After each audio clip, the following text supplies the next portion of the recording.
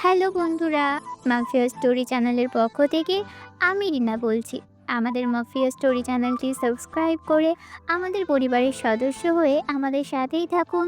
ধন্যবাদ।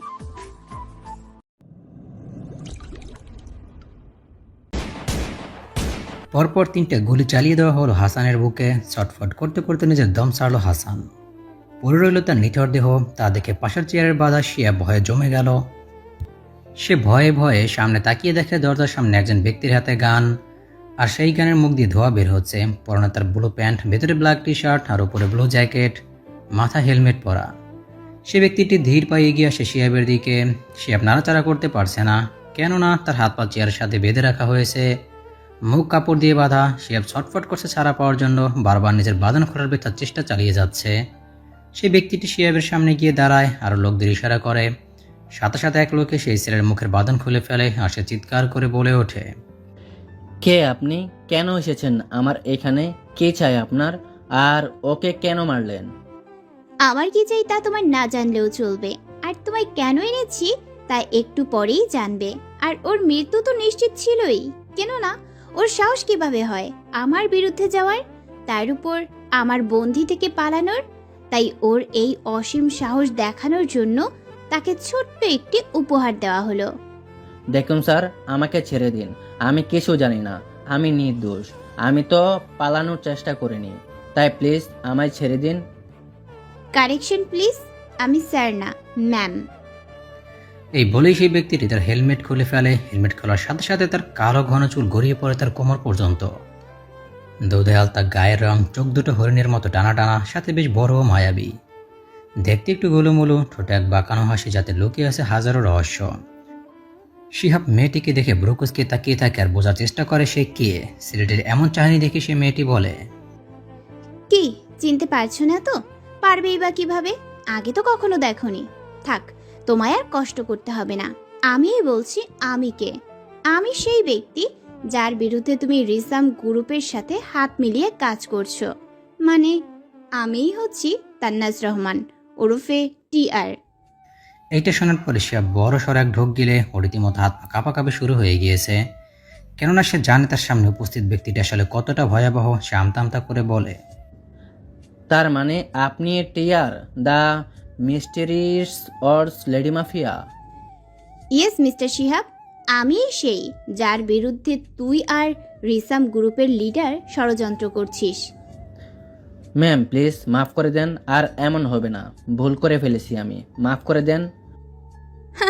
মাফ? কখনো না। কেননা তান্নাজের ডিকশনারিতে মাফ বা ক্ষমা বলতে কোনো শব্দ নেই। তান্নাজ রহমান শুধু ভুলের শাস্তি দিতে জানে, আর সেই শাস্তি হলো মৃত্যু। Nahid, give me the gun. Ma'am please এমন করবেন না। ম্যাম প্লিজ আরেকবার সুযোগ দিন। প্লিজ ম্যাম, ছেড়ে দিন আমায় প্লিজ। তান্নাজ শিয়াবের সর্ব আর্তনাদ উপেক্ষা করে মাথা বরাবর একটা গুলি চালিয়ে দেয় আর শিয়াব সেখানে মৃত্যুবরণ করে। তান্নাজ তার লোকদের বলে, নাহিদ, ওদের লাশ দুটোকে রিসাম গ্রুপের গোডাউনের সামনে ফেলে আসবা, আর একটা চিঠিতে লিখে দিবা টিআরের বিরুদ্ধে যাওয়ার পরিণাম কি হতে পারে তা নিজের চোখে দেখে নিতে। তান্নাজ নাহিদকে গানটা দিয়েই বাইকের চাবি ঘোরাতে ঘোরাতে চলে যায়। তান্নাজকে আর সে পরে জানতে পারবেন, আপাতত একটা রহস্যই থাক। ইন স্কটল্যান্ড চলন্ত প্লেন থেকে লাফ দিল এক ছেলে। হাত পা ছড়িয়ে বাতাসের সাথে খেলা করতে করতে নিচে নেমে আসছে সে। এত উপর থেকে স্কাই ডাইভিং করার মজাই আলাদা। উপর থেকে স্কটল্যান্ডের এক পাহাড়ি এলাকায় মনোমুগ্ধকর দৃশ্য দেখেই চলেছে। সবকিছু যেন কেমন কুয়াশা কুয়াশা মনে হচ্ছে তার কাছে। তাও সে ফুল স্পিডে নেমে আসছে, কিন্তু মুখে নেই তার কোনো ভয়, আছে এক তাচ্ছিল্যের হাসি। কিন্তু তাতেও কম কি যায়, সে হাসিতে হাজারো মেয়ে পাগল হতে প্রস্তুত। ঠিক 6000 ফিটে সে তার প্যারাশুটের বাটন টিপ দিল আর সাথে সাথে ঘুরে গেল তার প্যারাশুট।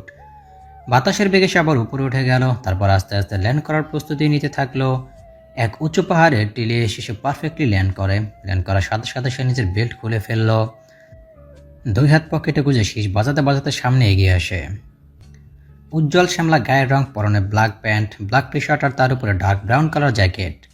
হাতে ব্ল্যাক বেল্টের ঘড়ি, চুলগুলো সিল্কি হয় কপালে সে বাড়ি খাচ্ছে। ঠোঁট দুটো গোলাপি আর তার নিচে এক তিল, তার উপর ঠোঁটে এক রহস্যময় হাসি। সব মিলিয়ে একদম ক্লিয়ার লুক, যে কোনো মেয়েকে খেয়াল করার জন্য পারফেক্ট। সেই ছেলেকে সামনে আসতে দেখে কিছু কালো পোশাকের লোক তার দিকে ছুটে আসে। দেখি বোঝা যাচ্ছে এই ছেলের বডিগার্ড। সেই বডিগার্ডগুলোর মধ্যে একজন সামনে এগিয়ে আসে, এক হাতে ফাইল সহ অন্য হাতে একটি ফোন নিয়ে। সেই ছেলেটি ফাইলটা হাতে নিয়ে কি জানি চেক করতে থাকে, তখন তার ফোনটি বেজে ওঠে। সে ফোনটি হাতে নিয়ে ফুল অ্যাটিটিউডের সাথে বলে, hello. Hello, is he talking Mr. Nisham Khan? Sir, I am David. I have important information for you. Yes, speak up. Sir, আপনি যাকে এতদিন ধরে খুঁজছেন তার কিছু ইনফরমেশন পাওয়া গিয়েছে। সত্যি বলছো তো? জি হ্যাঁ স্যার, আমি এইখানে ইতালি এসেছিলাম কিছু কাজে। সেখানে একটা মিটিং শেষে একজনের মুখে তার নাম শুনি। পরে তার কাছে গিয়ে জিজ্ঞাসাবাদ করি আর জানতে পারি তারও এক লোক এখানে আছে। তারপর থেকে তাকে খুঁজে বের করি আর তাকে ধরেও ফেলি। তারপর থেকে জানতে পারি যে বাংলাদেশ সেই ব্যক্তির এক বিশ্বস্ত লোক আছে যে নাকি তার ব্যবসা সেখানে পরিচালনা করছে। তার দ্বারা হয়তো আপনি যাকে খুঁজছেন তাকে পেয়ে যাবেন। Yes, got it. Thank you so much David. তুমি জানো না তুমি আমার কত বড় উপকার করেছো। চিন্তা করো না, তুমি এই কষ্টের ফল ঠিকই পেয়ে যাবে। টাকাটা তোমার ব্যাংক অ্যাকাউন্টে ট্রান্সফার হয়ে যাবে। এইটা আমার দায়িত্ব স্যার, বাট এখন এই লোকের কি করব? সে এখন ইউজলেস। জাস্ট শুট হিম, যে আমার কোনো কাজের না। ওকে বস। ফোন রাখার পর নিশাম এক বিশ্বজয়ের হাসি দিয়ে বলে, অনেক হয়েছে লুকোচুরি, আর না, এইবার হবে হাড্ডাহাড্ডির লড়াই। নিশম খানের কাছ থেকে পালিয়ে আর যাবে কই? একদিন না একদিন তো আমার হাতে ধরা দিতেই হবে। আর যেদিন তোমায় আমার রাজ্যে আনতে পারবো সেই দিনই হবে তোমার জীবনের শেষ দিন। Because it is the kingdom of death and I am the king of this kingdom. এ হচ্ছে নিশাম খান, স্কটল্যান্ডের একজন নামকরা মাফিয়া, সাথে একজন বড় ব্যবসায়ী। সকলেই তাকে এক নামে চেনে। মাফিয়া জগতে যেমন তার ভয় সকলে আতঙ্কিত, তেমনি রিয়েল ওয়ার্ল্ডে সকলেই তার নামে পঞ্চমুখ। কেননা নিশামকে মাফিয়া ওয়ার্ল্ডে খুব কম মানুষই দেখেছে। নিশাম আড়ালে থেকে কাজ করা বেশি পছন্দ করে, তাই বেশিরভাগই তাকে চেনে না, কিন্তু ওর কাজ সম্পর্কে সকলেরই ধারণা আছে। কোনো ভুল হলো সোজা তাকে শ্যুট করে দেয়, আর পরবর্তীতে তাকে ভয়াবহ শাস্তি দেওয়া হয়। মাফিয়া ওয়ার্ল্ডে সকলেই ওকে এনকে নামেই চিনে। রাত 2টা বাজে। তান্নাস ধীর পায়ে বাসায় প্রবেশ করলো। চারিদিকে অন্ধকার। তান্নাস অনেক সাবধানে দরজা ভিড়িয়ে পা টিপে টিপে নিজের রুমের দিকে রওনা হলো। যেই না সিঁড়িতে পা রাখতে যাবে তখনই বাসার লাইট জ্বলে ওঠে ও একটা কণ্ঠ ভেসে আসে। তান্নাস সাথে সাথে সেখানে ফ্রিজ হয়ে দাঁড়িয়ে যায়। স্টপ দেয়ার, টার্ন অ্যারাউন্ড। তান্নাস সুন্দর বাচ্চাদের মতন ঘুরে দাঁড়ালো, একদম বেবি ফেস করে সে দাঁড়িয়ে রইল। তা দেখে রাহুল সাহেব কড়া গলায় বললেন, আজ এমন বেবি ফেস করে লাভ নেই। আমি আজ বলছি না, তাই এখন চুপচাপ বলো কোথায় ছিলে এতক্ষণ? এত রাত হলো যে। পপসি, আমি আসলে মানে আজ আবার কাকে ফোন করে ফেলে? মানে তুমি কেমনে জানলে? ভুলে যেও না আমি তোমার পপসি। সো তোমার সকল খোঁজ খবরে আমি রাখি। আমার থেকে যে কিছু লুকানো বেকার তা তুমি ভালো করেই জানো। আই নো পপসি, তোমার থেকে কোনো কিছু লুকিয়ে রাখা জাস্ট ইম্পসিবল। এখন তুমি এইটা নিশ্চয়ই জানো আমি কাকে খুন করেছি। আমার কি এখন বলা লাগবে? জানি, ওই শিহাব আর হাসানকে, কিন্তু আমি শুধু কারণটা জানতে চাচ্ছি। তান্নাস পরে সব খুলে বলল। তা শুনে রাহুল সাহেব বললেন, সবই ঠিক আছে, কিন্তু খুনটা নিজে না করলেও পারতে। কতবার বলেছি এইসব ছোটোখাটো কাজ করে নিজের হাত নোংরা করবে না। তোমার এই হাত খুবই স্পেশাল, আর তোমার স্পেশাল হাতে যে খুব স্পেশাল একজনের মৃত্যু লেখা আছে, তার জন্য তো কিছু বাছিয়ে রাখো। আই নো পপসি, তার মৃত্যু আমার হাতে লেখা আছে, তাতে কোনো সন্দেহ নেই। কিন্তু তুমি ভালো করেই জানো যে আমার কাজ আমি ব্যতীত কেউ করুক ওটা আমার পছন্দ না। আমার কাজ আমি নিজেই করতে ভালোবাসি। আই নো ডিয়ার, বাট খুব সাবধানে। আমাদের লক্ষ্যে পৌঁছানোর আগে কেউ যাতে তোমার রিয়েল আইডেন্টিটি না জানতে পারে। ইউ ডোন্ট ওয়ারি পপসি, তান্নাজের রহস্য ভেদ করা এতটা সহজ নয়। তান্নাজ আর টিয়ার যে এক তা কেউ কোনো দিন জানতে পারবে না। কেননা বাইরের দুনিয়ার সকলেই আমায় বেস্ট ডক্টর হিসেবে চিনে, যে রাগী হলেও অনেক ভালো। কোনো মানুষকে যে সে কষ্ট দিতে পারে তাকেও বিশ্বাস করবে না, খুন তো দূরের কথা। জানি, কিন্তু তাও সাবধানতা অবলম্বন করা ভালো। কখন কি হয়ে যায় তা বলা যায় না। তুমি যখন বলছো তাহলে আমি পরবর্তীতে আরও কেয়ারফুল হব। That's like a my girl. যাও এখন গিয়ে ঘুমিয়ে পড়ো, সকালে হসপিটালে যেতে হবে তো। Yeah, good night. Good night. Tannaz উপরে গিয়ে ফ্রেশ হয়ে শুয়ে পড়ে আর রাহুল সাহেবও নিজের রুমে চলে যান। তিনি একটা রকিং চেয়ারে বসে দাবা কোটের দিকে তাকিয়ে থেকে বলেন, সব কিছু এখন রেডি। এখন খুব সাবধানে এক এক করে সব চাল চালতে হবে আর পরিন্দাকে নিজের ফাঁদে ফেলতে হবে। Now it is the right time for starting the game of death. অন্যদিকে গাড়ি এসে থামলো এক বিরাট প্যালেসের সামনে। দরজা খোলার সাথে সাথে গাড়িটি প্যালেসের ভিতরে প্রবেশ করলো। মাঝ বরাবর রাস্তা আর চারপাশে ফুলের বাগান, বিভিন্ন ধরনের ফুল রয়েছে সেখানে। এক পাশে ফাউন্টেনও রয়েছে, বেশ সুন্দর পরিবেশ। গাড়িটি এসে দরজার সামনে থামলো। ভেতর থেকে এক সার্ভেন্ট এসে গাড়ির দরজা খুলে দিল। গাড়ি থেকে তখনই বেরিয়ে আসেন নিশম। ব্ল্যাক শার্ট আর ব্ল্যাক প্যান্ট পরে, শার্টটা ইন করা, হাতে একটা ব্ল্যাক চেইনের ওয়াচ। চুলগুলো সামনে এসে পড়ে আছে, দেখতে সেই লাগছে। নিশাম ভিতরে গিয়ে সোফার উপরে পায়ের উপরে পা তুলে বসলো। তখন এক সার্ভেন্ট এসে নিশামকে অরেঞ্জ জুস দেয়। নিশাম তার ডান হাতে নিয়ে একটা গ্লাসে চুমুক দেয়। আর অন্য একটা মোবাইল স্ক্রল করতে থাকে। হঠাৎ নিশাম বা ডেভিডকে ফোন দেয় আর 5 মিনিটের মধ্যে তাকে আসতে বলে। কিছুক্ষণের মধ্যেই ডেভিড হন্তদন্ত হয়ে নিশামের সামনে হাজির হয়। ডেভিড এখন হাঁপাচ্ছে, সে হাঁপাতে হাঁপাতে বলে, স্যার ডেকেছিলেন? না ডাকলে কি তুমি এখানে আসতে?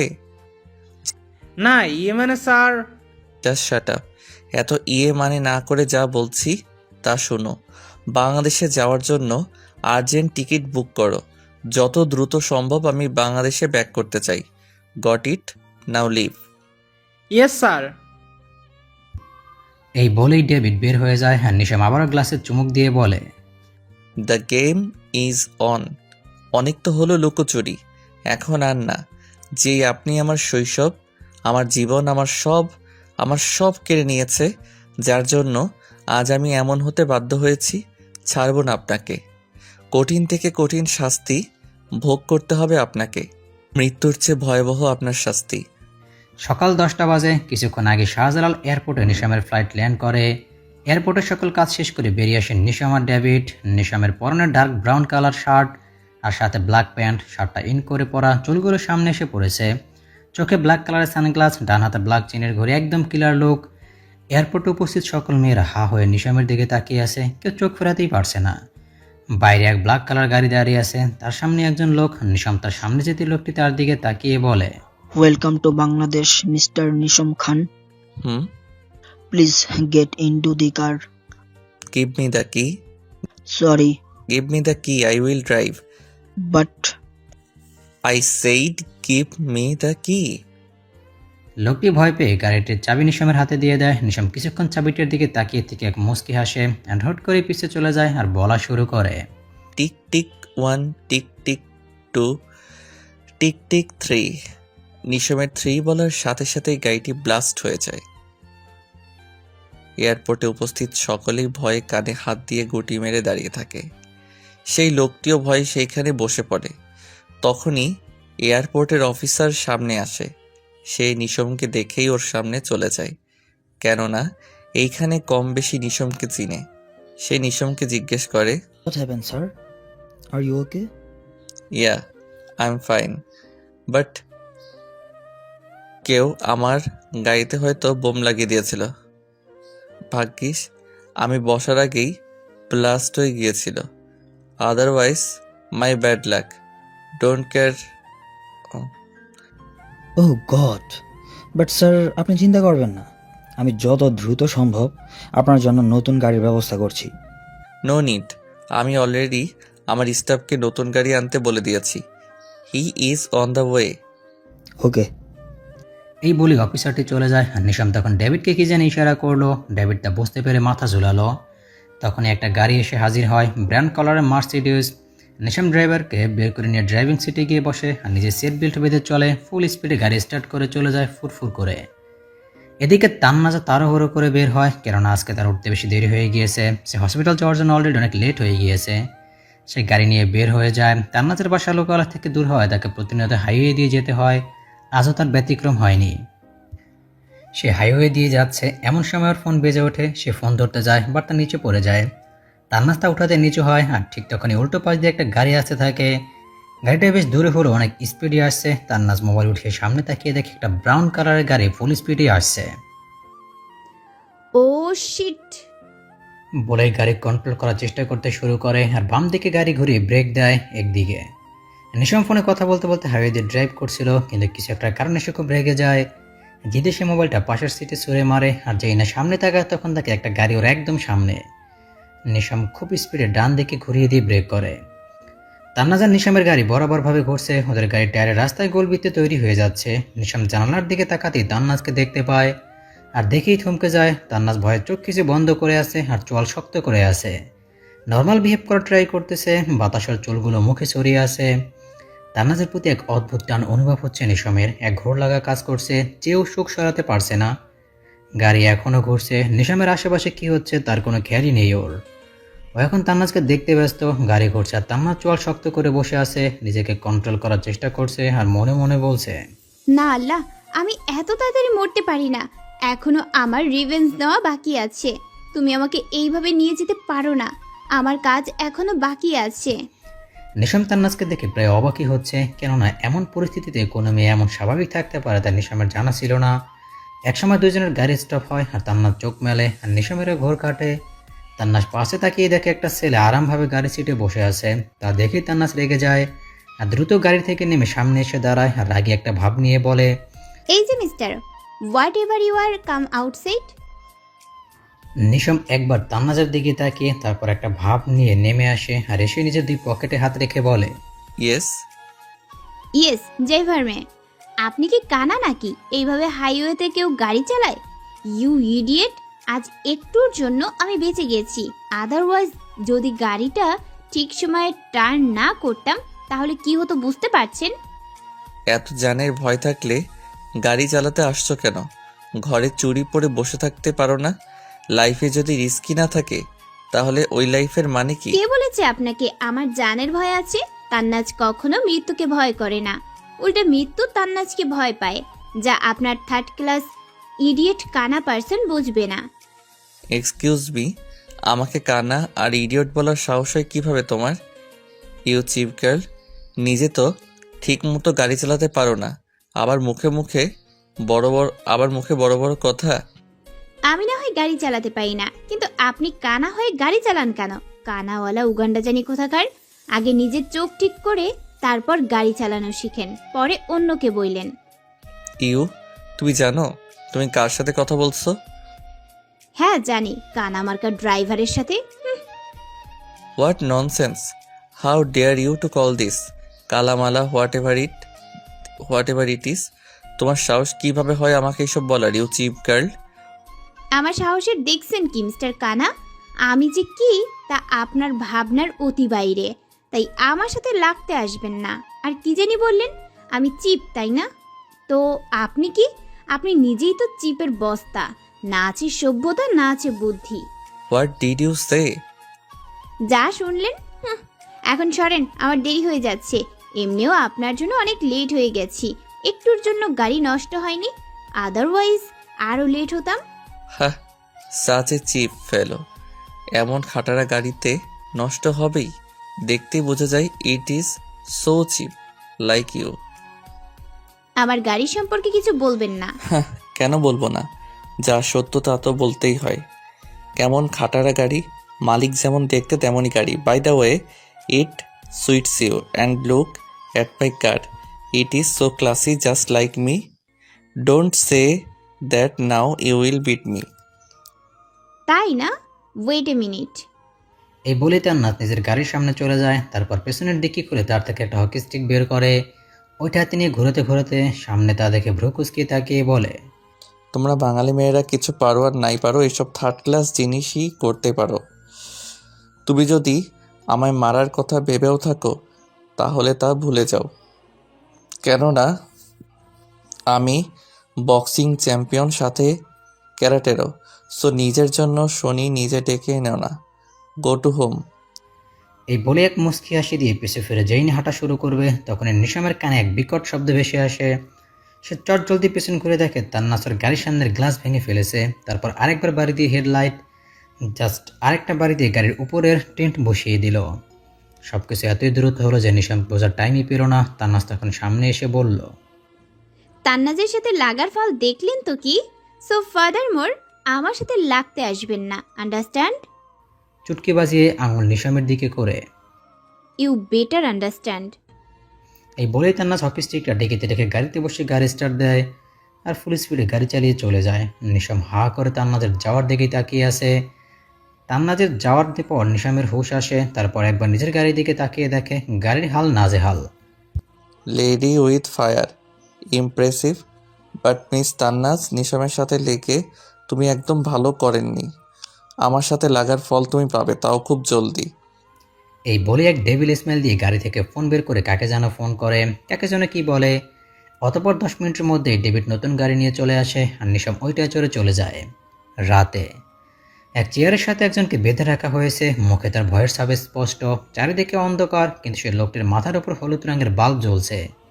অন্ধকার পেরিয়ে নিশাম সামনে যায়, যাকে দেখে লোকটি আরও ভয় পেয়ে যায়। নিশামের সে লোকটির চুলের মুঠি ধরে বলে, কি ভেবেছিলিস তুই আমি বুঝতে পারবো না যে গাড়ির ব্রেক ফেল করা?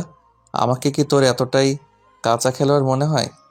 আমার অগোচরে কি হয় না হয় সব কিছুর খবর আমি জানি, আর এইটুকু জিনিস আমি জানবো না? আমাকে মারার জন্য তোরা কি সব প্ল্যান করছিস, কিন্তু তোদের ওয়েলকাম করার স্টাইল আমার একদম ভালো লাগেনি, তাই তো ইচ্ছাকৃতভাবে সেই গাড়ির নিচে বোম লাগাই।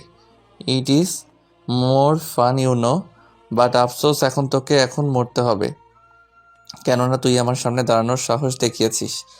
মরতে তো তোকে হবেই। হ্যাঁ, এই লোকটি সেই লোক যে কিনা সে গাড়িটি নিয়ে এসেছিল। নিশাম আগে থেকে সব জানতো, কিন্তু কোনো কিছু বুঝতে দেয়নি কাউকে।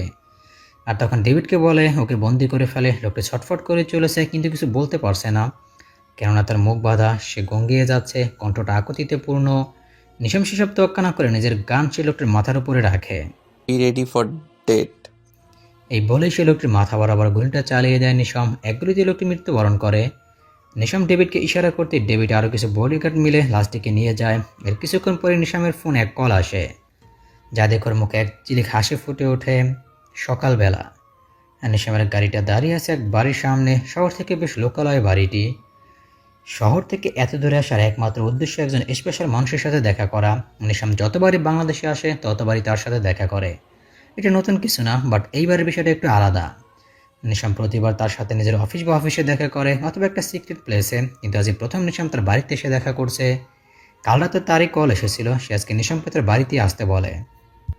নিশামও তাই কোনো কথা না বাড়িয়ে এসে পড়ে, কেননা ওরও যে লোকটির সাথে কথা বলার অনেক বেশি দরকার।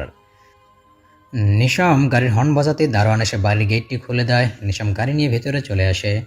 গাড়িটি সাইডে পার্ক করে নেমে আসে সে। পরনে তার হোয়াইট টি শার্ট, সাথে black colour jacket and black pant, চোখে একটা ব্ল্যাক সানগ্লাস, চুলগুলো সামনে এসে পড়েছে। ডোরবেল বাজাতে একজন সার্ভেন্ট সে দরজা খুলে দেয়। তারপর নিশামকে দেখে জিজ্ঞেস করে, জি, কাকে চাই?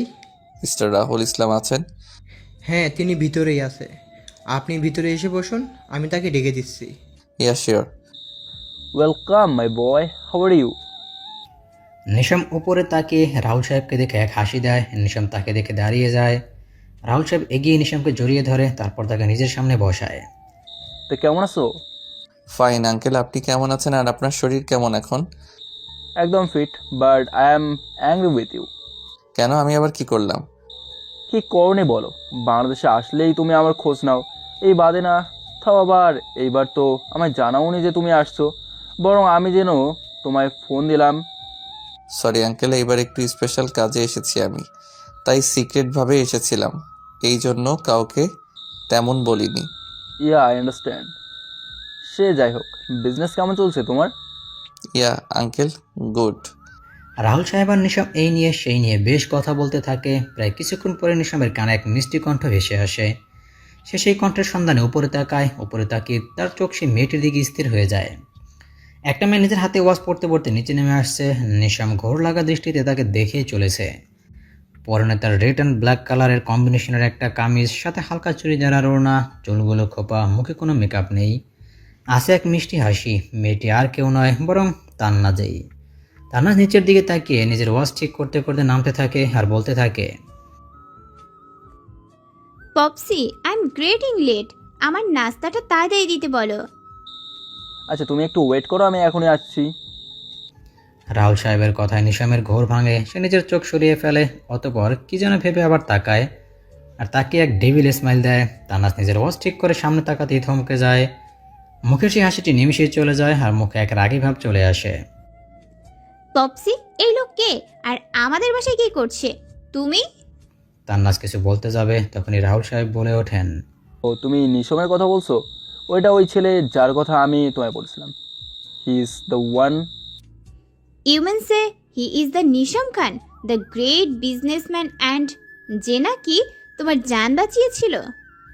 হ্যাঁ, নিশাম একবার রাহুল সাহেবের যান বাঁচিয়েছিল। রাহুল সাহেব আরও 2 বছর আগে কিছু কাজে স্কটল্যান্ড গিয়েছিল।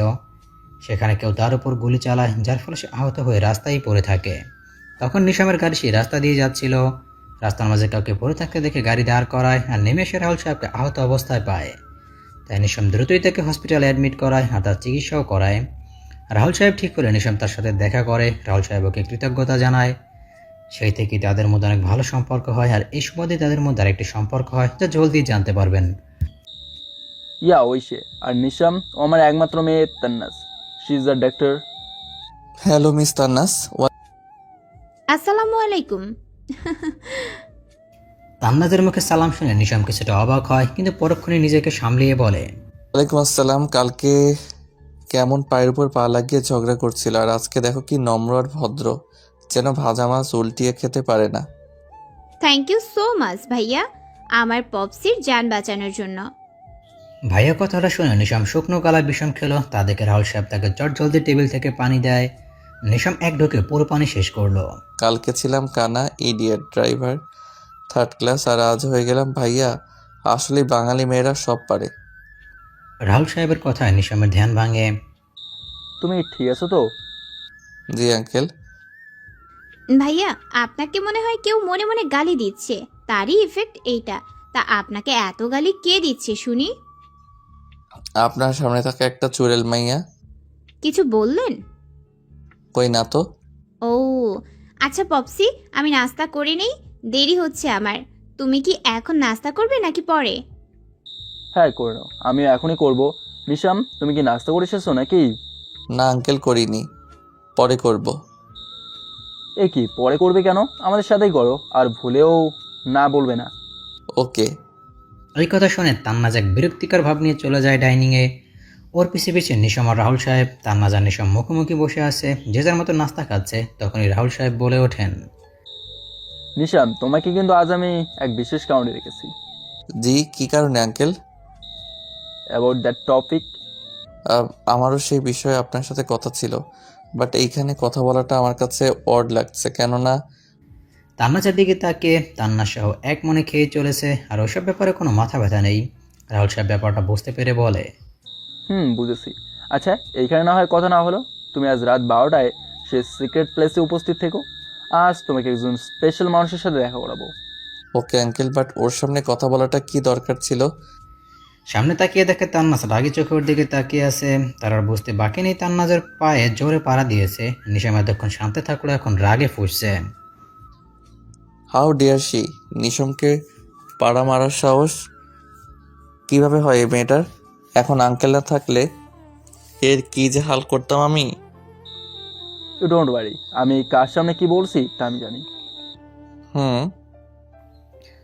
রুমে গিয়ে কিছু ডিসকাস করতে থাকে। কথার এক পর্যায়ে নিশাম বলে, কিন্তু এটা কিভাবে সম্ভব? মানে সে হ্যাঁ। নিশাম চোখ দুটো একদম লাল হয়ে আসে, যেন এখনই সবকিছু শেষ করে দিবে। তাকে তো আমি ছাড়বো না, কোনো মতেই না। He have to die. চারিদিকে নিস্তব্ধ। এর মধ্যে হাইওয়ে দিয়ে ফুল স্পিড একটি বাইক ছুটে চলেছে।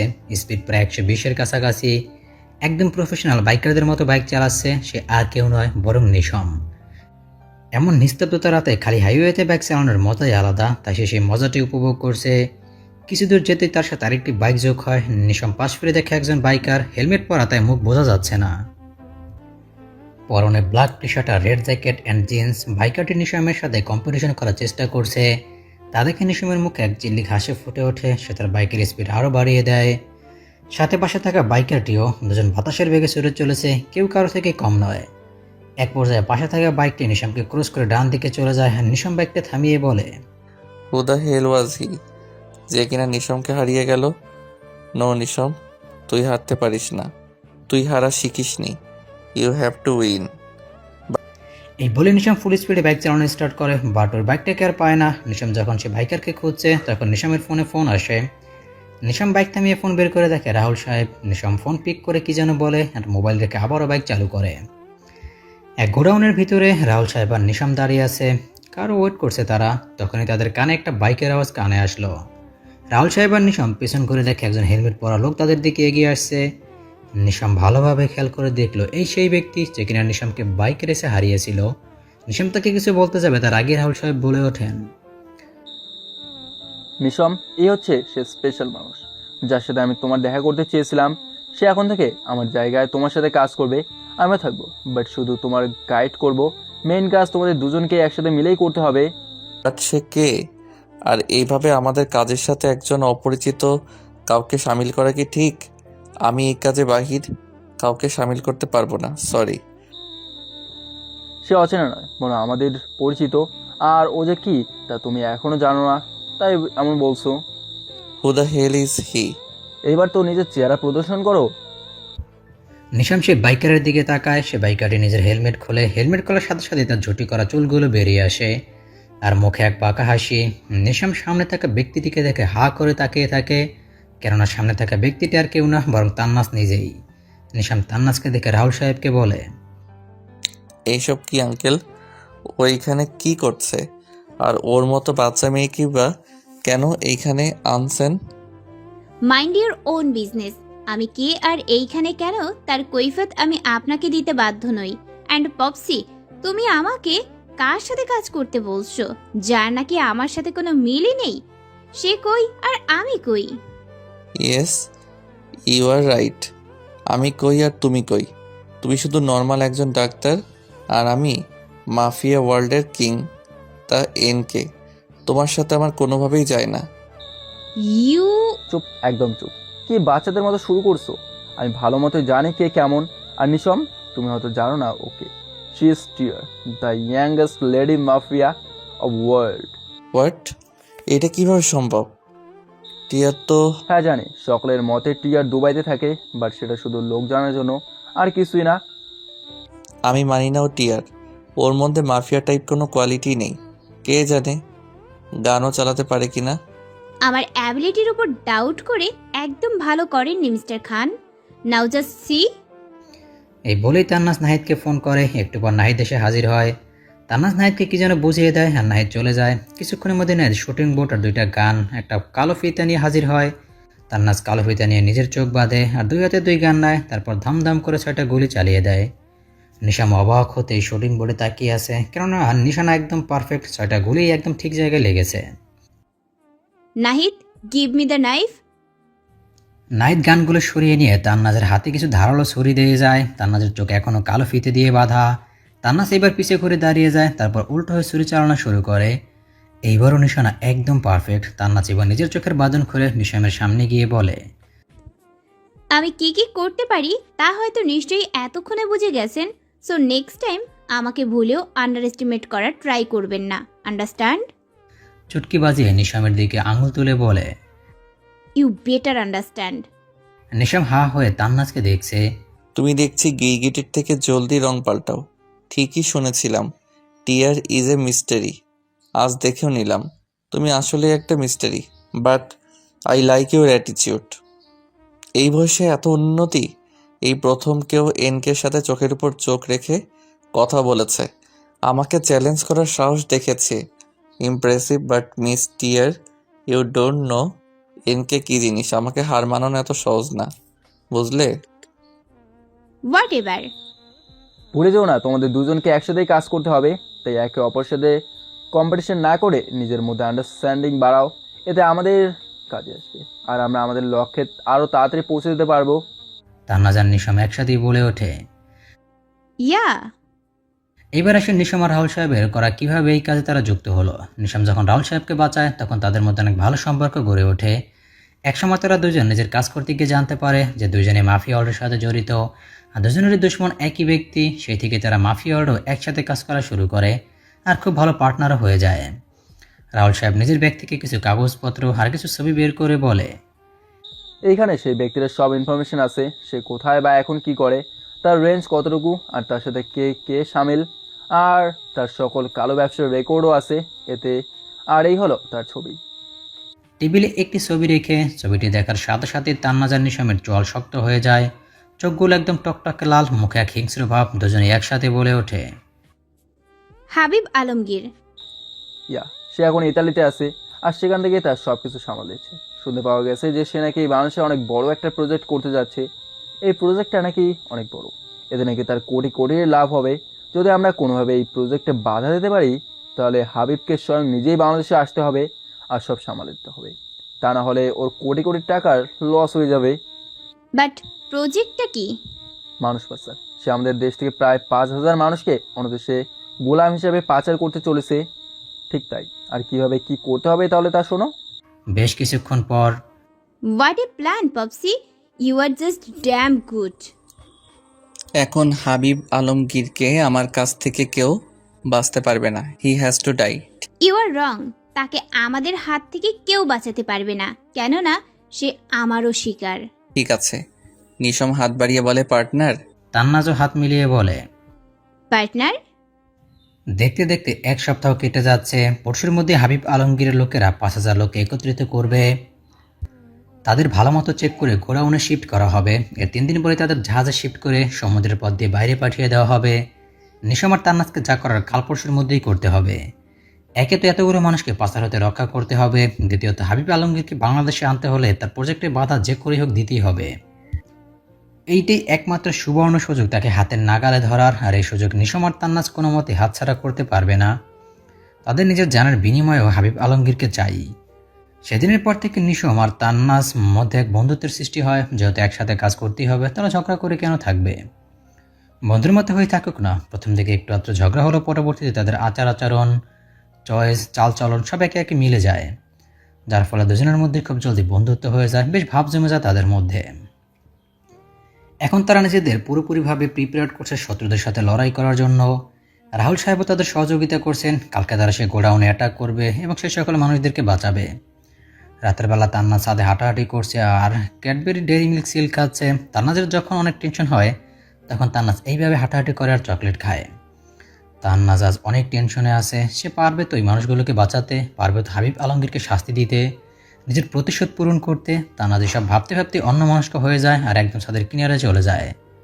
ছাদের রেলিং এতটা উঁচু নয়, একটু ঝুঁকে গেলেই পড়ে যাওয়ার সম্ভাবনা। তান্নাজ অন্যমনস্ক হয়ে হেঁটেই চলেছে। ছাদের রেলিং একদম কাছে চলে গিয়েছে। যেই পড়ে যেতে নেবে তখন কোত্থেকে নিশাম ঝড়ের গতিতে সে তান্নাজকে হ্যাঁচকা টান দিয়ে নিজের বুকের উপরে ফেলে। এতে তান্নাজ হতভম্ব হয়ে যায়। নিশাম জোরে জোরে শ্বাস নিতে থাকে। মুখ চোখ একদম লাল হয়ে গিয়েছে। চোখে আর কাউকে হারানোর ভয় স্পষ্ট। নিশাম জানে না এই ভয়ের কারণ কি। এইদিকে তান্নাজ নিশামের বুকের ধুকপুকানে শুনছে। তান্নাজ এবার নিজের কান নিশামের বুকে রেখে নিশামের হার্টবিটগুলো শুনতে থাকে। বেশ ভালোই লাগছে তার। কেন জানি তারই বুকে নিজেকে খুব নিরাপদ মনে হচ্ছে। নিজের মধ্যে এক ভালো লাগা কাজ করছে, কিন্তু তারই ভালো লাগা বেশিক্ষণ স্থায়ী হলো না। নিশাম তান্নাজকে টেনে সামনে দাঁড় করিয়ে ওর বাহু দুটো চেপে ধরে বলে, ধ্যান কোথায় ছিল তোমার? আর একটু হলেই তো ছাদ থেকে পড়ে যেতে। আমি ঠিক টাইমে না আসলে কি হতো বুঝতে পারছো? সরি, আসলে বুঝতে পারিনি। কখন যে ছাদের কিনারে চলে যাই তা বুঝতে পারিনি। কি এমন করছিলে যে খেয়াল ছিল না যে তুমি কোথায় চলে যাচ্ছ? না মানে তেমন কিছু না। তা আপনি এত রাতে এইখানে কিভাবে? এক কাজে এসেছিলাম আঙ্কেলের কাছে। কাজ শেষে যেতে নিলে আঙ্কেল যেতে দিল না। যেহেতু কাল আমাদের জন্য অনেক স্পেশাল একটা দিন, তাই তিনি চাচ্ছিলেন সকলে একসাথেই থাকি। আমিও আর মানা করিনি, রয়ে গেলাম। তোমার কথা জিজ্ঞেস করলে জানতে পারি তুমি নাকি ছাদে, তাই একটু দেখতে এসেছিলাম। আর এসে দেখি এই কাণ্ড। ও আচ্ছা, একটা কথা জিজ্ঞেস করি। Go ahead. আপনার সাথে হাবিব আলমগীরের কি সম্পর্ক? কিসের প্রতিশোধ নিতে চান আপনি তার কাছ থেকে? কিসের ক্ষোভ এত আপনার তার প্রতি? যদি সেম কোশ্চেনটা আমি করি? যেহেতু আমি আগে প্রশ্নটা করেছি তাই উত্তরটা আপনিই আগে দিবেন। ঘাটতারামি আর ছাড়বা না, তাই না? এইখানে ঘাটতারামির কি দেখলেন? সোজা কথায় সোজা উত্তর দিয়েছি। থাক, আর বলতে হবে না। I know you very well. তুমি হাল ছাড়ার মানুষ না। হোয়াট এভার, এখন বলবেন কি?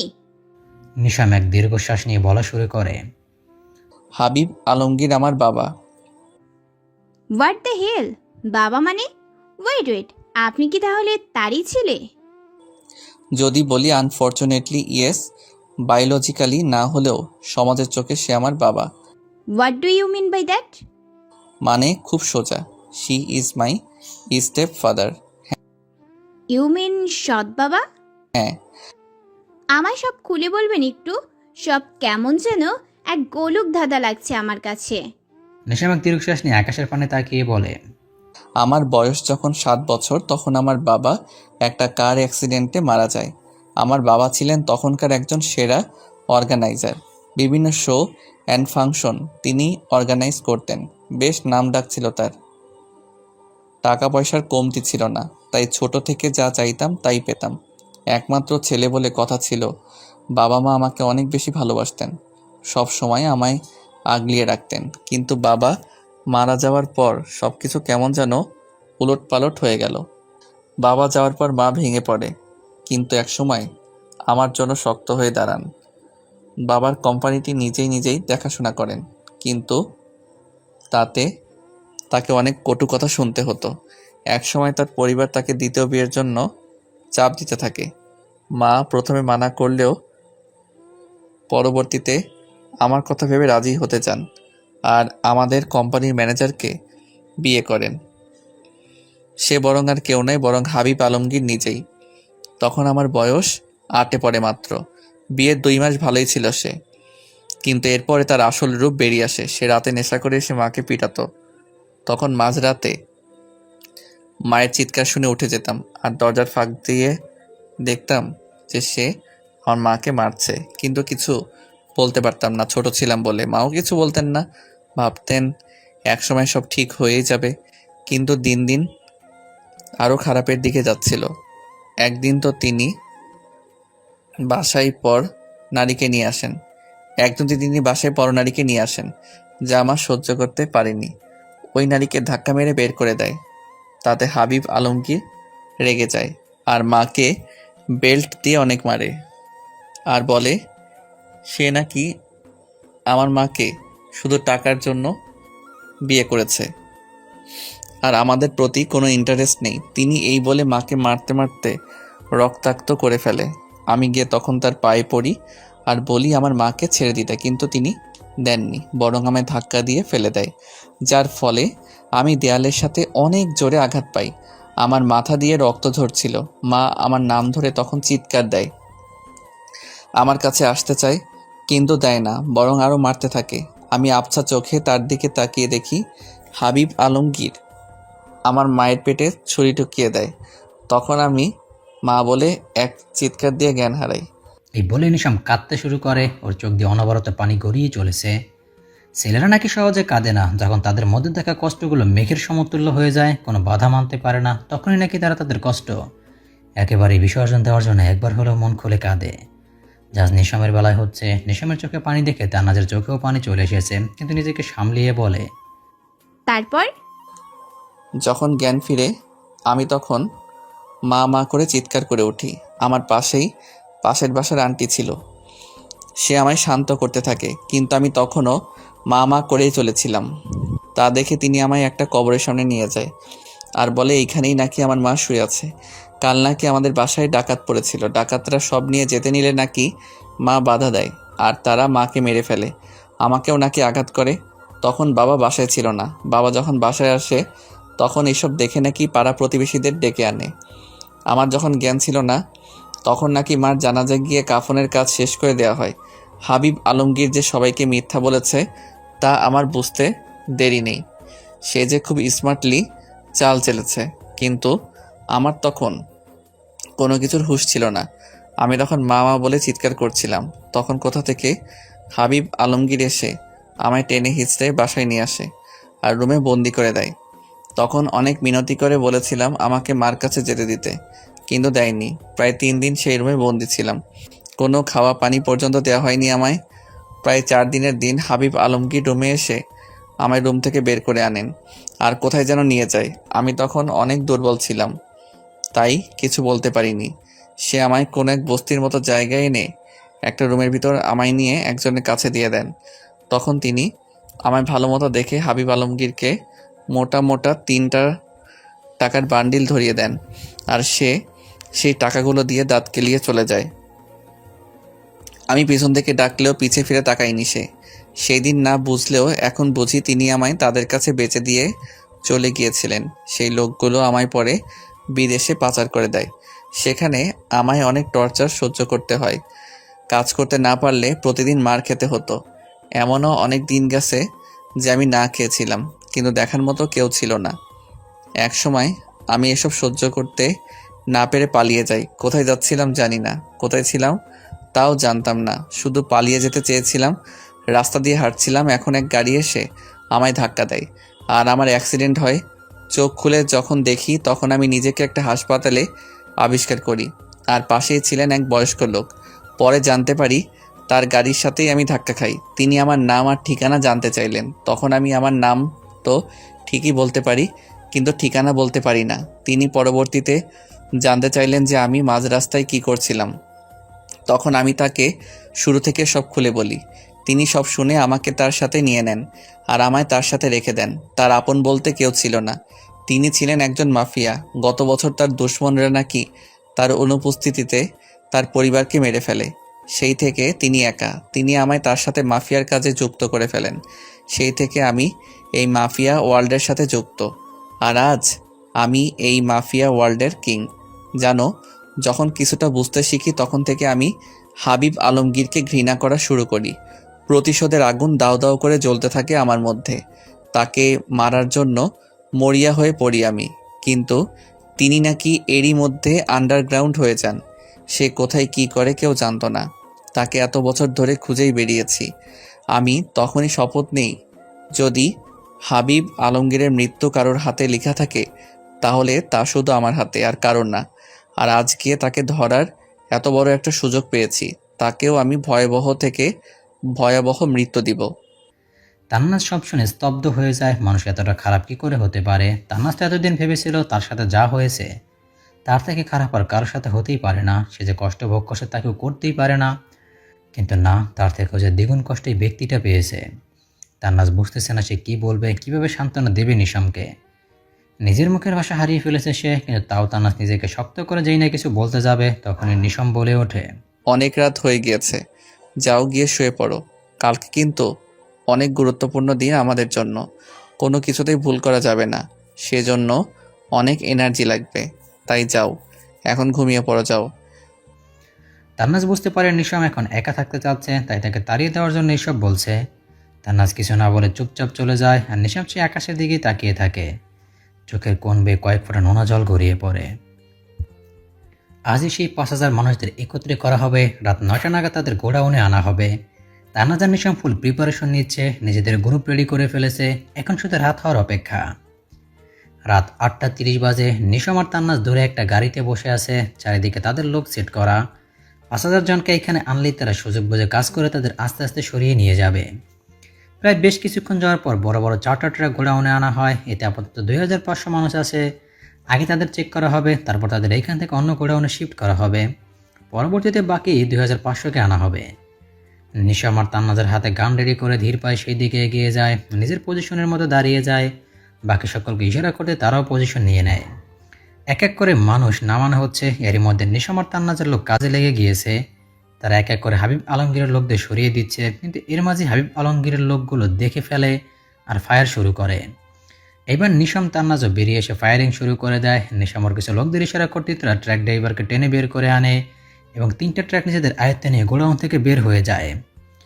লাস্ট যে ট্র্যাকটা তারা নিজেদের দখলে নিতে যাবে তার আগে সে ট্র্যাক ড্রাইভার গাড়ি ঘুরিয়ে চলে যায়, যার ফলে তারা এটাকে আর ধরতে পারেনি।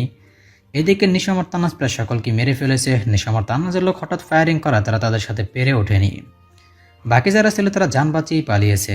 নিশাম আর তান্নাজ প্রায় তাদের প্ল্যানে সাকসেসফুল হয়েছে। সে একটা ট্র্যাক ধরতে না পারো তারা প্রায় 1,750 জনকে সেভ করতে পেরেছে। তাদেরকে নিশাম আর তান্নাজ নিজ দায়িত্বে বাড়ি পৌঁছে দেওয়ার চেষ্টা করবে। তাদের প্ল্যান সাকসেস হয়েছে তা জানাতে তান্নাজ রাহুল সাহেবকে ফোন দেয়, কিন্তু তিনি ফোন ধরলেন না। বেশ কয়েকবার দেওয়ার পরে যখন তিনি ধরলেন না তখন তান্নাজের মনে কেন জানি সন্দেহ হলো। সে নিশামকে নিয়ে দ্রুত বাসায় আসে, আর এসে যা দেখে তাতে তার মাথার উপরে বাস ভেঙে পড়ে। পুরো বাসা উলট পালট, মেঝেতে পড়ে রয়েছে রাহুল সাহেবের দেহ, পেটের দিক দিয়ে রক্ত বয়ে চলেছে। তান্নাজ দ্রুত তার কাছে যায়, তাকে সোজা করে দেখে পেট দিয়ে রক্ত বের হচ্ছে। পপসি, চোখ খুলো। পপসি দেখো, আমি এসে গিয়েছি। আমাদের প্ল্যান সাকসেসফুল হয়েছে পপসি। শুনতে পারছো তুমি? চোখ খুলো পপসি।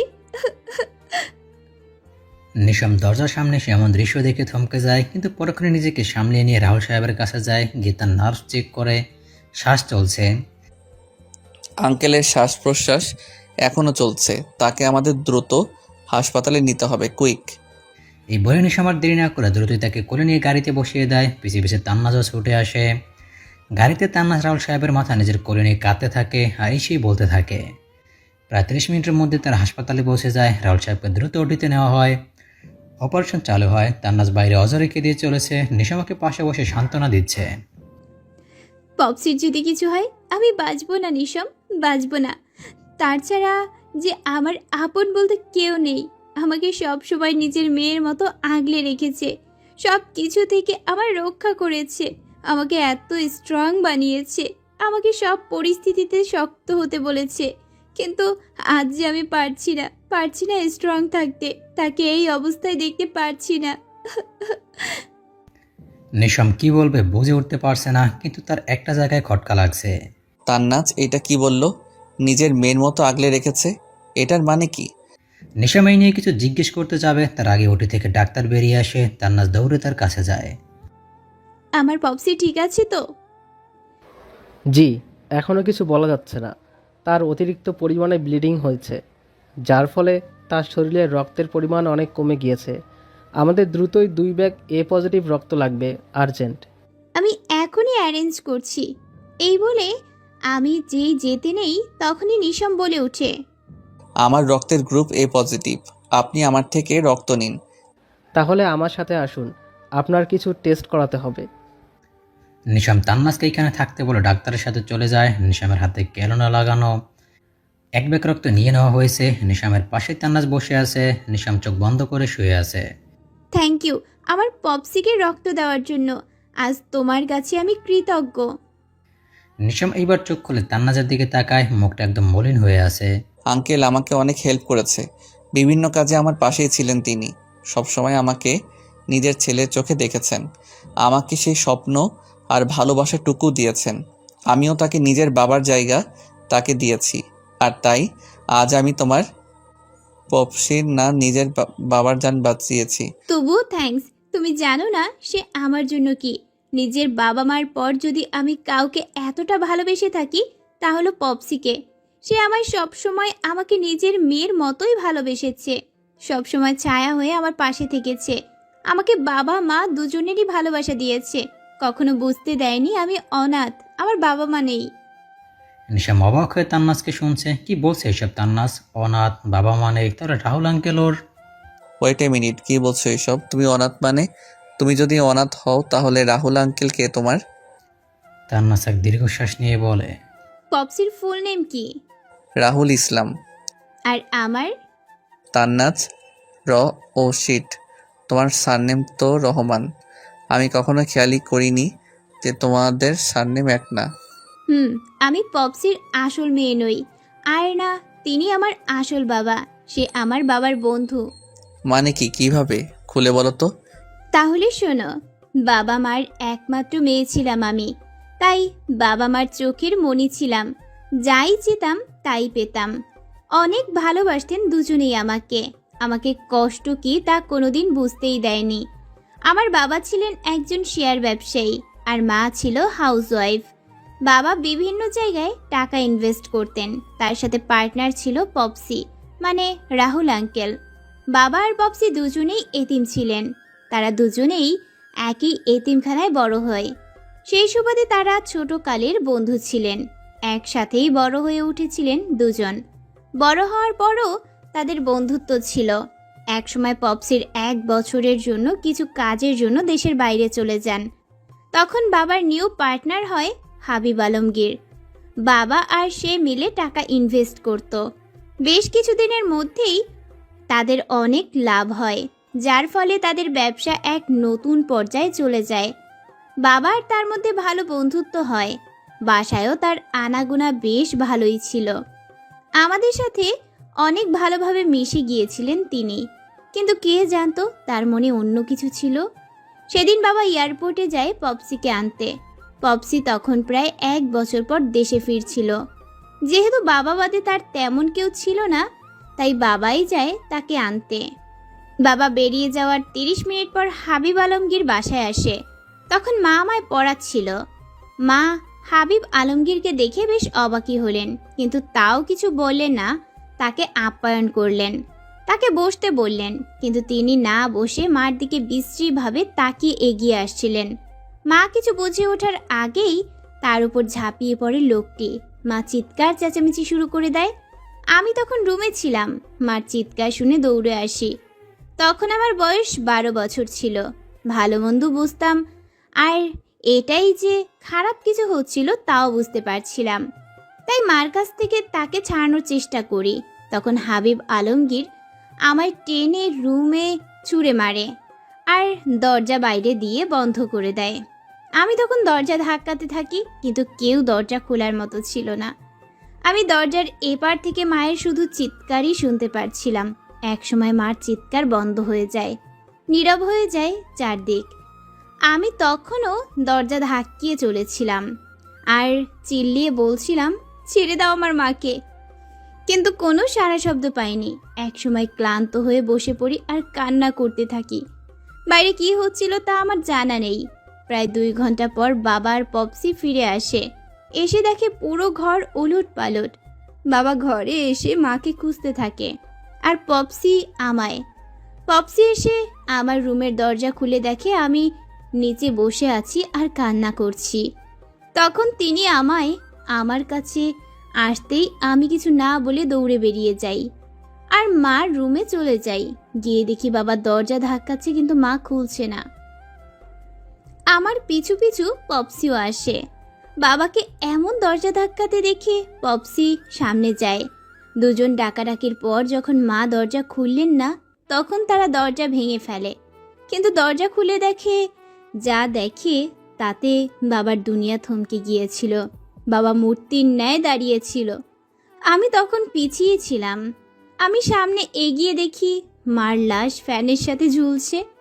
আমি তখন এমন পরিস্থিতি দেখে মা বলে চিৎকার করে দেই। তখন বাবার হুঁশ হয় আর দৌড়ে মার কাছে যান। পপসিও যায়, দুজন মিলে মাকে নামায়। কিন্তু ততক্ষণে অনেক দেরি হয়ে যায়। মা আমাদের ছেড়ে না ফেরার দেশে চলে যায়। বাবা তখন মার লাশটা নিজের সাথে জড়িয়ে নিয়ে কাঁদছিল। আমিও মায়ের পাশে গিয়ে তাকে ডাকছিলাম। মায়ের হাতে একটা চিঠি ছিল, যা পপসির নজরে পড়ে। সে চিঠিটা হাতে নিয়ে বাবাকে দেয়। বাবা চিঠিটা নিয়ে পড়তে থাকে।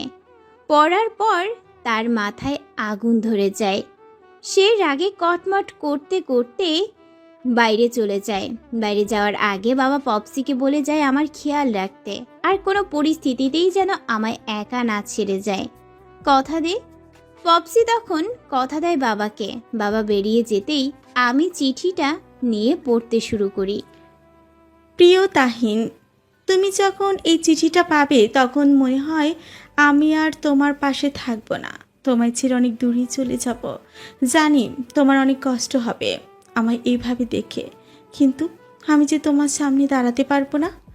পারবো তোমার চোখে চোখ রেখে কথাটি বলতে, কেননা আজ আমি যে কলঙ্কিত, হ্যাঁ আমি কলঙ্কিত হতে গিয়েছি, ধর্ষিতা হয়ে গিয়েছি সকলের কাছে। আর আমায় এই ধর্ষিতা ট্যাগ আর কেউ নয়, তোমার বন্ধু হাবিব লাগিয়েছে। তুমি যখন আজ বাইরে গিয়েছিলে তখন তোমার বন্ধু হাবিব এসেছিল। আমি কিছু বোঝার আগেই ঝাঁপিয়ে পড়েছিল আমার উপর। শত চেষ্টা করেও নিজেকে বাঁচাতে পারিনি আমি, যার ফলে আমি আজ ধর্ষিতা। আমি পারতাম এই ট্যাগ নিয়ে বাঁচতে, পারতাম না আমার মেয়ের সামনে দাঁড়াতে, পারতাম না শুনতে মা তুমি একজন ধর্ষিতা। তাই আত্মহত্যার মতো কঠিন পথ বেছে নিলাম। আমি চাই হাবিবের কঠিন শাস্তি হোক, আর তা যেন কঠোর থেকে কঠোর হোক। আর হ্যাঁ, আমাদের মেয়েকে প্লিজ আমার মতো অসহায় বানিও না, ওকে আমার মতো দুর্বল বানিও না, যে নিজের আত্মরক্ষা নিজে করতে পারল না। ওকে অনেক শক্ত তানাজ্জাকে এমন বানিও যেন ও 100 জনের উপর ভারী হয়, ও যেন কাউকে ভয় না পায়। পারলে আমার ইচ্ছাটা পূরণ করিও, যদি পারো ক্ষমা করে দিও। তানাজ, আর নিজের খেয়াল রেখো। ইতি তোমার অভাগিনী অর্ধাঙ্গিনী। এই বলে তান্নাস কাঁদতে থাকে, তারপর নিজেকে সামলে আবারও বলা স্টার্ট করে। চিঠিটা পড়ার পর আমি হাউমাউ করে কাঁদতে থাকি। তখন পপসি আমায় সামলায়। এদিকে রাত গড়িয়ে সকাল হয়ে যায়, কিন্তু বাবা আসে না। সকালবেলা পপসির ফোনে এক ফোন আসে আর তাকে দ্রুত পুলিশ স্টেশন আসতে বলে। পপসি কি করবে বুঝতে পারে না। এদিকে আমায় একা রেখে যেতে পারছিল না, অন্যদিকে পুলিশ স্টেশনের মতো জায়গায় নিতে চাচ্ছিল না, কিন্তু অবশেষে আমায় নিয়েই যায়। গিয়ে জানতে পারি বাবা নাকি অ্যাক্সিডেন্ট করেছে। খুব বাজেভাবে অ্যাক্সিডেন্ট হওয়ায় বাবা নাকি অন দ্য স্পট ডেড হয়। এই শুনে আমি স্তব্ধ হয়ে যাই। একসাথে বাবা মাকে হারিয়ে আমি যেন আমার নিস্তব্ধ হয়ে যাই, মূর্তির ন্যায় দাঁড়িয়ে থাকি। পপসি তখন পুলিশের সাথে কথা বলে লাশ নিয়ে বেরিয়ে আসে। একসাথে মা আর বাবা দুজনেরই জানাজা হয়, কবর দেওয়া হয় দুজনকে পাশাপাশি। আমি তখনও এক ফোঁটাও কাঁদিনি, শুধু নির্বাকের মতো চেয়েছিলাম। তখন পপসি আর কাঁধে হাত রাখতেই আমি কেঁদে দেই। তখন তিনি আমায় সান্ত্বনা না দিয়ে বাসায় নিয়ে আসে। প্রায় 2 দিন নিজেকে ঘর বন্দি করে রেখেছিলাম। পরে পপসি খোঁজ নিয়ে জানতে পারে যে বাবা অ্যাক্সিডেন্ট বরং কেউ নয়, হাবিবই করিয়েছিল। পপসি কথাটিকে পুলিশকে জানালে তারা বলে কেস ক্লোজ হয়ে গিয়েছে।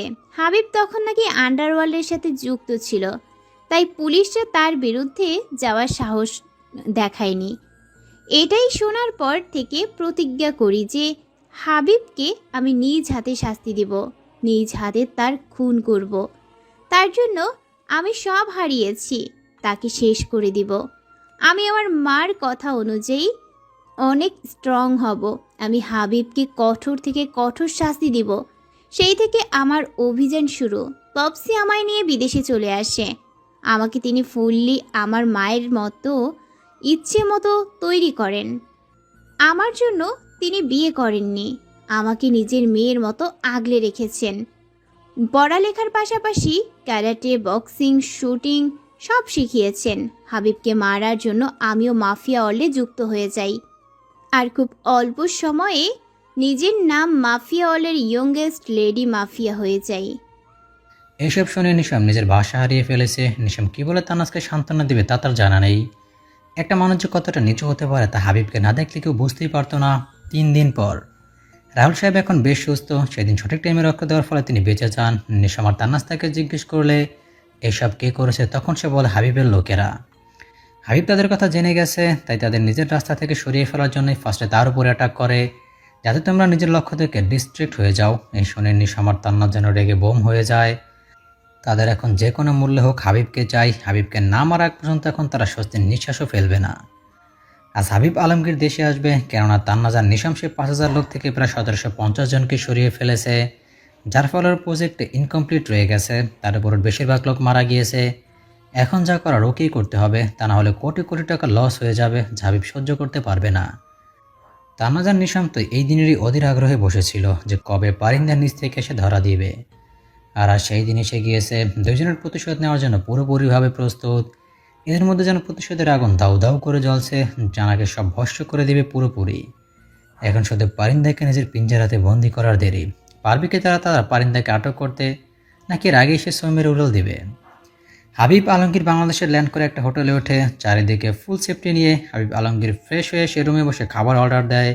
কিছুক্ষণের মধ্যে একটা ওয়ার্ড বয় এসে খাবার দিয়ে যায়। ওয়ার্ড বয়টি রুমের টেবিলে খাবার সাজাচ্ছিল। হাবিব আলমগীর সোফায় বসে ফোনে কথা বলতে থাকে। ওয়ার্ড বয়টি খাবার সাজিয়ে চলে যায়। হাবিব ফোনে কথা বলা শেষে যে খাবারগুলো নিয়ে খেতে শুরু করে। খাওয়া শেষে রেস্ট নিতে থাকে। এমন সময় বাইরে ফায়ার অ্যালার্ম বেজে ওঠে। হাবিব আলমগীর লাফ দিয়ে উঠে দরজার দিকে তাকায়। তাকিয়ে দেখে দরজার নিচ থেকে ধোঁয়া আসছে। সে আর কিছু না ভেবে দরজা খুলে বাইরে চলে যায়। গিয়ে দেখে সকল গার্ডসরাই নিচে পড়ে আছে। হাবিব আলমগীর বুঝতে দেরি নেই যে এটা একটা ট্রাপ। কি হোটেলে ক্লোরোফর্ম গ্যাস ছড়িয়ে দিয়েছে, যার ফলে সব গার্ডসরা অজ্ঞান হয়ে গিয়েছে। হাবিব নিজের নাক ধরে রুমে চলে যেতে নেয়, কিন্তু তার আগে ওর ঘাড়ে কেউ কিছু পুশ করে। সাথে সাথে হাবিব জ্ঞান হারায়। এক অন্ধকার রুমে হাবিব আলমগীরকে উল্টো করে ঝুলিয়ে বেঁধে রাখা হয়েছে, হাতে মুখ বাঁধা। সে সারা পর আপ্রাণ চেষ্টা করে চলেছে, কিন্তু কোনো লাভ হচ্ছে না। চোখে মুখে তার ভয়ের চাপে স্পষ্ট। কি হতে চলেছে ওর সাথে কে জানে। হঠাৎ চারিদিকে লাইট জ্বলে ওঠে। চোখে আলো পড়তে হাবিব চোখ খিঁচে বন্ধ করে ফেলে। আস্তে আস্তে চোখ খুলে চারিদিক পর্যবেক্ষণ করতে থাকে। এমন সময় একটা আওয়াজ ওর কানে ভেসে আসে। সে সেই দিকে তাকিয়ে দেখে নিশাম আর তান্নাস তাদের দেখি হাবিবের মুখ চুপসে যায়। তা কেমন আছেন মিস্টার আলমগীর? নিশ্চয়ই ভালো আছেন। খারাপ হতে কতক্ষণ, একটু পর নিশ্চয়ই তিনি আর ভালো থাকছেন না। আহা, আগেই ভয় দেখাও কেন? দেখা যাবে ভয়ের জন্য হার্ট অ্যাটাক করে বসলো, তখন আমাদের সব প্ল্যানই বিফলে যাবে। বললেই হলো, এত বছর ওয়েট করেছি শুধু এই দিনের জন্য, আর আজ যখন এই দিনটা পেয়েছি তখন ফুললি এনজয় করতে দাও না। তাও ঠিক। তাই মিস্টার আলমগীর কেমন লাগছে শুনি? অনেক তো হলো লুকোচুরি, অনেক দৌড়িয়েছেন আমাদের, ওইবার না হয় শাস্তির জন্য প্রস্তুত হন। এই বলে নিশাম ওর বডিগার্ডদের ইশারা করতে তারা হাবিবকে আরো উঁচু করে তার নিচে একটা পানির ট্যাঙ্ক রাখে। নিশাম ইশারা করতে তারা ওর পায়ের বাঁধন আলগা করে আর নিজের হাতে ধরে রাখে। তারা দড়িটি একটু আলগা করতে হাবিব নিচে নেমে যায় আর মুখ বরাবর পানিতে পড়ে। 2 মিনিট পানিতে রেখে নিশাম আবার ইশারা করে, তাই তারা হাবিবকে আবার উঁচু করে। হাবিব জোরে জোরে শ্বাস নিচ্ছে। নিশাম আবারও ইশারা করতে তারা আবারও তাকে পানিতে ফেলে দেয়। এইভাবে চলতে থাকে অনেকক্ষণ। তারপর তাকে একটা টেবিলের সাথে বেঁধে দেওয়া হয়। নিশাম আর তান্নাস দুজনের 2 হাতে একটা হাতুড়ি নিয়ে ওর সামনে আসে। তারপর সে হাতুড়ি দিয়ে হাবিবের হাত ও পায়ে ইচ্ছা মতো বাড়ি দিতে থাকে। হাবিব চিৎকার দিতে চায় কিন্তু পারে না, কেননা ওর মুখ বাঁধা। তান্নাস আর নিশাম এত জোরেই ওর হাতে ও পায়ে পিটাচ্ছে যে হাড় সব ভেঙে গুরু গুরু হয়ে যাওয়ার ব্যতিক্রম। হাতের বিভিন্ন জায়গায় ফেটে রক্ত গড়িয়ে পড়ছে। নিশাম আর তান্নাস এবার পিটানো বন্ধ করে শুকনো মরিচের গুঁড়ো নিয়ে আসে আর তার রক্ত পড়া জায়গাতে চেপে ধরে। হাবিব এবার ছটফট করতে থাকে, একসময় শরীর নিস্তেজ হয়ে পড়ে। তখন নিশাম আর তান্নাস তার উপর কিছু বিষাক্ত সাপ ছেড়ে দেয়। সাপগুলো হাবিবের পুরো শরীর ঘুরে বেড়াচ্ছে, কয়েকটা সাপ অলরেডি সবল বসিয়েও দিয়েছে। হাবিব কাতরাতে থাকে আর কাতরাতে কাতরাতে একসময় নিজের শেষ নিঃশ্বাস ত্যাগ করে। নিশাম আর তান্নাস তাদেরকে এক তৃপ্তির হাসি আসে, আজ তারা নিজের প্রতিশোধ নিতে সক্ষম হয়েছে, পেরেছে তাদের অপরাধীকে কঠোর থেকে কঠোর শাস্তি দিতে। আজ হয়তো অনেকদিন পর তারা শান্তিতে ঘুমাতে পারবে। 3 বছর পর ক্লিনিক থেকে বাসায় ফিরছে তান্নাস। চারিদিকে তুষারপাত হচ্ছে, এক শীতল হাওয়া বয়ে যাচ্ছে, চারিদিকে সাদা বরফে ঢাকা এক অন্যরকম মনোমুগ্ধকর দৃশ্য। বেশ রাত হয়ে গিয়েছে। খালি রাস্তায় ড্রাইভ করছে তান্নাস। আজ একটা ইম্পর্ট্যান্ট অপারেশন থাকে, অনেকটা লেট হয়ে গিয়েছে। প্রায় কিছুক্ষণের মধ্যে সে বাসায় এসে পড়ে। বাসায় এসে দেখে পুরো ঘর অন্ধকার, এমনকি দরজার বাইরে লাইটও জ্বালানো হয়নি। তান্নাস ঘরে গিয়ে লাইট জ্বালিয়ে দেয়। নিশাম, এই নিশাম, কোথায় তুমি? কিন্তু কোনো সারা শব্দ নেই। তান্নাস বেশ কয়েকবার নাম নিয়ে নিশামকে ডাক দিল, কিন্তু তাও নিশামের কোনো হদিস নেই। যাই না তান্নাস পেছন করে মাথার উপর নিশাম গান ধরে দাঁড়িয়ে থাকে। তা দেখে তান্নাস অবাকের শেষ পর্যায়ে। সে অবাক হয়ে বলে, নিশাম, কি করছো এসব? দেখতেই তো পারছো কি করছি, তাহলে জিজ্ঞাসা করছো কেন? এসবের মানে কি? জাস্ট গিভিং পানিশমেন্ট ইউ জান। তুমি যে ভুল করেছো তার শাস্তি পাবে না তা কিভাবে হয়? ভুলে যেও না, নিশামের ডিকশনারিতে মাপ বা ক্ষমা বলতে কোনো শব্দ নেই। নিশাম খান শুধু ভুলের শাস্তি দিতে জানে, আর সেই শাস্তি হলো মৃত্যু। তাই না? আমি মৃত্যু দেবে, তাই তো? তাহলে দেখি কিভাবে মৃত্যু দাও আমায়। এই বলে নিশামের দিকে এগিয়ে যেতে থাকি, আর নিশাম পেছাতে থাকে। তা দেখে নিশাম বলে, আগে এগুচ্ছ কেন? যেখানে ছিলে সেখানেই দাঁড়াও, তা না হলে শ্যুট করে দিব। তা দাও না, মানা করেছে কে শুনি? এই বলে তান্নাস আরও এগোতে থাকে। আর নিশাম এবার না পিছিয়ে দাঁড়িয়ে থাকে। তাদেরকে তান্নাস মুচকি এসে এক হাত দিয়ে নিশামের হাত ধরে মুচড়ে ধরে, যার ফলে গানটা নিচে পড়ে যায়। ফাইজলামি করার জায়গা পাও না যখন, তখন ফাইজলামি। এইবার নিশাম নিজের হাত ঘুরিয়ে তান্নাসের হাত ধরে এক টান দিয়ে নিজের সাথে মিশিয়ে নেয়। তারপর বলে, ফাইজলামও করছি না, তুমি ভুল করেছো তাই এমন করেছি। ভুল করেছো যখন একটু শাস্তি পাবে না তা কিভাবে হয়? কি ভুল করেছি শুনি? প্রথম ভুল, তুমি আমায় সকালে গুড মর্নিং কিস দাও নাই। দ্বিতীয় ভুল, তুমি আজ আমায় নিজের হাতের কফি খাওয়াও নাই। তৃতীয় ভুল, আজ তুমি আমায় না বলে চলে গেছো। জানো বউয়ের এসব ভুলের জন্য আমি কত কষ্ট পেয়েছি আজ। আরে কত বড় ভুল করে ফেলেছি না? আমার স্বামী বুঝি এতে অনেক কষ্ট হয়েছে, তাই না? অনেক। এখন আমাকে সব পুষিয়ে দাও। দাঁড়াও, পুষিয়ে দিচ্ছি। এই বলে তান্নাস নিজের পা দিয়ে নিশামের পায়ে জোরে এক পাড়া দেয়, যার ফলে নিশাম তান্নাসকে ছেড়ে পা ধরে লাফাতে শুরু করে। মাফিয়াগিরি ছেড়ে কি নটাঙ্কিগিরি শুরু করছো? ভুলে যেও না আমি কে। মাফিয়া ওয়ার্ল্ড ছাড়লেও মাফিয়াগিরি ছাড়িনি কিন্তু। দেখতেই পাচ্ছি। তাই না? ওয়েট। এই বলে তান্নাসের সামনে গিয়ে ওর হাত মুচড়ে ধরে বলে, মাফিয়াগিরি দেখবা তাই তো? এখনই দেখাচ্ছি। এই বলে নিশাম তান্নাসকে নিজের দিকে ঘুরিয়ে ঠোঁট দুটো নিজের আয়ত্ত নিয়ে নেয়। তান্নাস প্রথমে ছোটাছুটি করলেও পরে শান্ত হয়ে যায় আর নিশামকে জড়িয়ে ধরে। কি হচ্ছে এসব তাই ভাবছে তো। তাহলে আমি বলছি কি হয়েছে। হাবিবকে মারার পর তান্নাজ আর নিশাম দুজনেই মাফিয়া ওর ছেড়ে দেয়, যে যার পেশাতে ছিল তা নিয়ে এগিয়ে চলতে থাকে। যেহেতু কেউই তাদের চেহারা দেখেনি আর চিনতেও পারত না, তাই তাদের বেরিয়ে আসতে সহজ হয়েছে। কিন্তু এর মধ্যে নিশাম আর তান্নাজ আলাদা হয়নি। নিশামের মনে তান্নাজের জন্য এক অন্যরকম ভালো লাগা কাজ করতো, আর তান্নাজের বেলাও একই। দুজন যে কখন দুজনকে ভালোবেসে ফেলেছিল তা বুঝে উঠতে পারেনি। দুজন যে দুজনের মধ্যে আবদ্ধ হয়ে গিয়েছিল। নিশাম অবশেষে সব ভুলে তান্নাজকে প্রপোজ করে আর তান্নাজ অ্যাকসেপ্ট করে ফেলে। তারা যে দুজন দুজনকে ভালোবাসে তা রাহুল সাহেবকে জানালে তিনি প্রায় মাসখানেক পর নিশাম আর তান্নাজের বিয়ে ঠিক করে, আর বিয়ে হয়েও যায়। দুজন যে দুজনকে অসীম ভালোবাসে তার কোনো সন্দেহ নেই। ভালোই কাটছিল তাদের দিনগুলি, কিন্তু এর মধ্যে রাহুল সাহেব মারা যান। তখন তান্নাজ একদম ভেঙে পড়ে। নিশাম তখন তান্নাজকে সামলায়, আর তান্নাজকে ওই দেশ থেকে নিয়ে এসে পাড়ি জমায় স্কটল্যান্ডে, আর এখান থেকে নিজেদের জীবন নতুন করে শুরু করে। একটু স্বচ্ছ কাছের করে রকিং চেয়ারের উপর বসে আছে তান্নাজ আর নিশাম। তান্নাজ নিশামের কোলে বসে গলা জড়িয়ে ধরে বসে আছে। নিশাম তান্নাজের কোমর জড়িয়ে ধরে গলায় মুখ গুজে রয়েছে, কিন্তু তান্নাজ এক ধ্যানে সে আকাশের দিকে তাকিয়ে তুষারপাত দেখছে। তুষারগুলো ফোটা ফোটা করে কাঁচের গ্লাসে এসে লাগছে, দেখতে ভালোই লাগছে। তান্নাজ ভাবলেশীন হয়ে এক ধ্যানে তাকিয়ে আছে। তান্নাজের সারা শব্দ না পেয়ে নিশাম তান্নাজের দিকে তাকিয়ে বলে, এত মনোযোগ দিয়ে কি ভাবছো আমার জান পাখিটা?